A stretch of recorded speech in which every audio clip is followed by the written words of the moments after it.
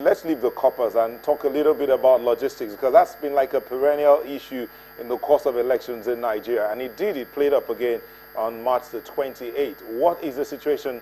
Have you been able to tackle that once and for all? I am highly optimistic that tomorrow, and I do pray that it happens that way. I am highly optimistic that tomorrow we will see minimal challenges as regards to logistics. And the reasons are very simple. Number one, for tomorrow's election, the deployment time was brought forward by 24 hours so that we have a day head start. Typically, we collect the sensitive materials from Central Bank on Wednesdays preceding the elections. For these particular elections, the materials were taken out of Central Bank on Tuesday so as to give that additional time for deployment. The challenge that we had with the transporters have also been addressed, because the commission mandated the resident electoral commissioners to go on the field to engage the state chairman. Having engaged the national leadership, the commission having engaged the national leadership, also mandated the reps to go and engage the state chairman of the union and iron out the gray areas so that people are clear as to the obligations, responsibilities, and benefits under the MOU that we have existing. Because the problem on March 28 was also largely due to this misunderstanding over the terms of the MOU that is already existing. So I believe with this area clear, we shouldn't see that kind of misunderstanding. But also on the part of the commission, ideally and typically by design, all materials should be in the racks by tonight. These places we call racks are simply, in simple man's language, overnight camps where men and material stay close to the polling unit, such that they can set out early on election day, election morning, say about between 5:30 and 6 p.m. and 6 a.m. to the polling unit, and so be able to get there in good time. All right. In reality, some of these racks were not active for March 28th, and the commission has given directive that all the racks should be made active. We did host some of the political party leaders and agents who told us at the time that there were some states where there were no result sheets and sometimes register, so they were now writing results on a plain sheet of paper. Is the commission aware of this, and what should be the ideal case? Yeah, you see, thank you for that question. Honestly, there are so many narratives out there that you really need to ascertain which is genuine and which is not. I know for a fact that there is no way a result from any polling unit can be processed without that result being entered on the result sheet. And as a matter of fact, result sheets are customized to the polling unit. There's no pro forma result sheet. Result sheets are specific to the polling unit, and what that means is that except you enter the result of a particular polling unit on the result sheet intended for that polling unit, it won't fly. And so when you hear these things, you really begin to wonder. Yeah, of course, you know, some results were cancelled. Perhaps the results of the places that were cancelled also belong to those places, the kind of places where that happened.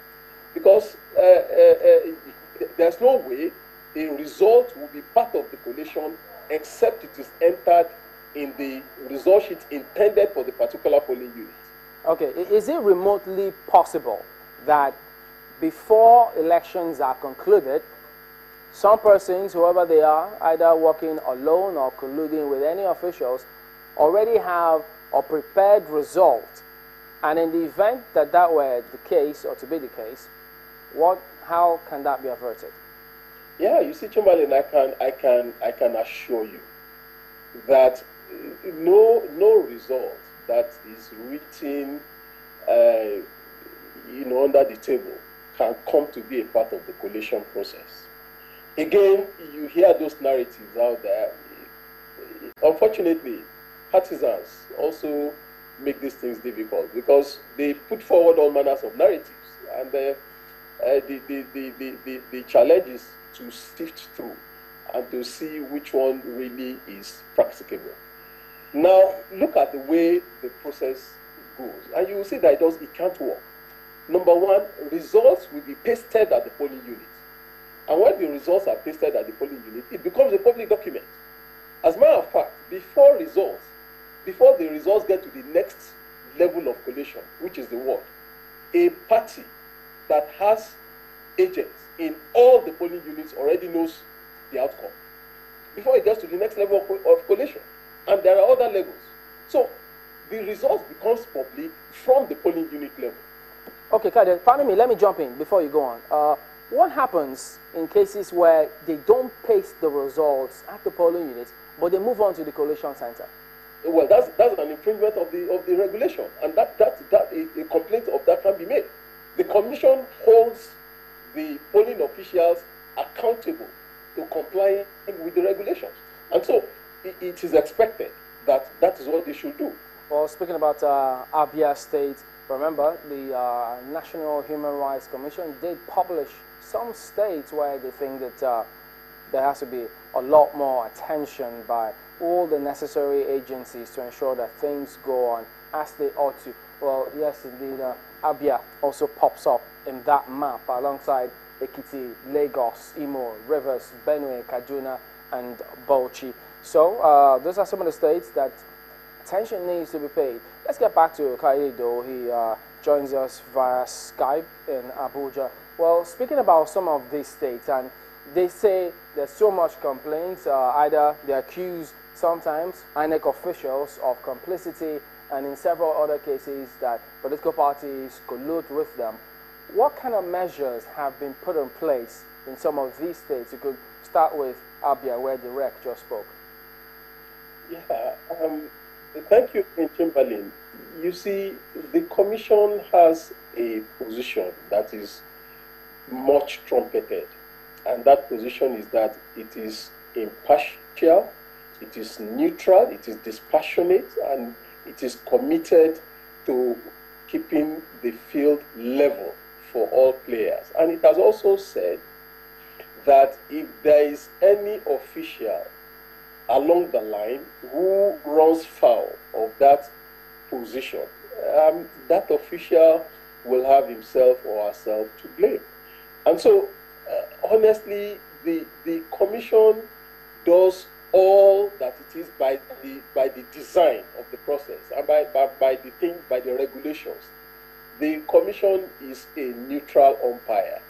Now, yes, there are challenges along the line, and you will have heard that in some cases the commission has had to apply disciplinary measures as we speak.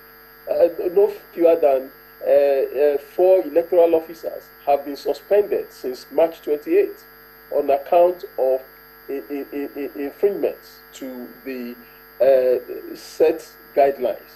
So some are being interrogated as we speak, and these measures are to underscore the fact that things must be done right. So I can assure you that as far as the commission is concerned, it is neutral and it will do what is needful. Whatever results are announced will be results that emanate from what the votes that the people have cast. Okay.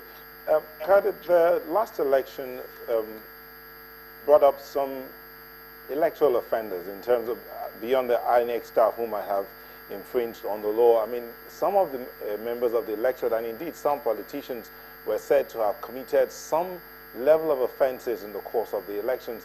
In fact, the police is reported to have said a number, about 124 people are in police custody over electoral offenses. One would have thought that the commission would have begun processes towards prosecution.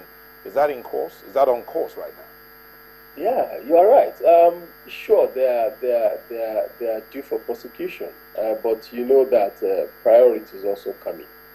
We have elections ahead.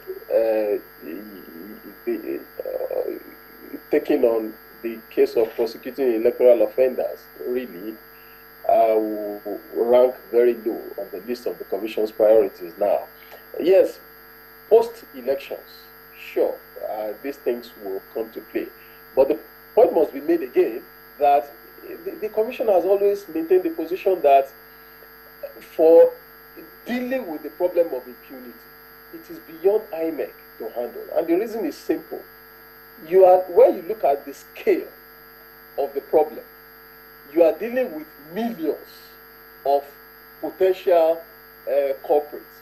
And how many lawyers can the Commission muster?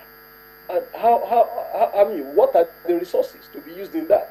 That is why it has always canvassed that there should be an electoral offences tribunal that will have the powers to arrest. In any event, the Commission doesn't have powers of arrest as we speak.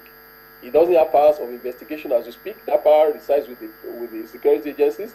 Yes, it has the powers to prosecute. It doesn't have powers to adjudicate. That resides with the court. So it will make things a lot easier if you have a body that has the powers to arrest, just like the EFCC does with financial crimes. It has the powers to arrest, it has the powers to investigate, then it has the powers to prosecute.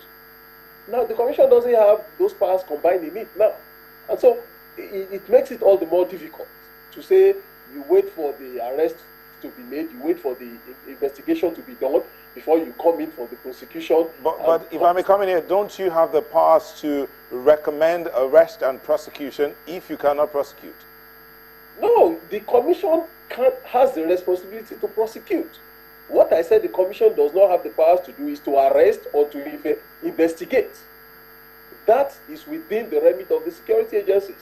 It is when the arrest has been made, the investigation has been done, the proceedings of the investigation will be brought to the Commission to prosecute.